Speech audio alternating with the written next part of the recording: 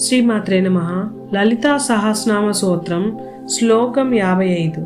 మహాభోగ, మహేశ్వర్య, మహావీర్య, మహాబల, మహాబుద్ధిర్, మహాసిద్ధిర్, మహాయోగీశ్వరేశ్వరి అంటే మహాభోగాలను అనుభవించేది అని అర్థం. మహేశ్వర్య అంటే మహా ఐశ్వర్యం కలది, మహావీర్యం కలది, మహాబల అంటే మహాబలం కలది, మహాబుద్ధి అంటే మహాబుద్ధి కలది, మహాసిద్ధి అంటే మహాసిద్ధి కలది, మహాయోగీశ్వరేశ్వరి అంటే మహాయోగీశ్వరేశ్వరులకు ఈశ్వరి అని అర్థం. అమ్మా, నీ భక్తజనులకు సకల భోగాలను ప్రసాదించే భోగకారినివి, సకల సంపదలను అనుగ్రహించే ఐశ్వర్యదాయినివి, వీరులచే పూజింపబడు మహావీర్య, అత్యంత శక్తి స్వరూపినివి, జ్ఞాన సంపన్నమైన మహాబుద్ధిశాలివి, అద్వితీయమైన సిద్ధి స్వరూపినివి, మహాయోగీశ్వరులచే ధ్యానింపబడు యోగీశ్వరేశ్వరివి తల్లి అని అర్థం.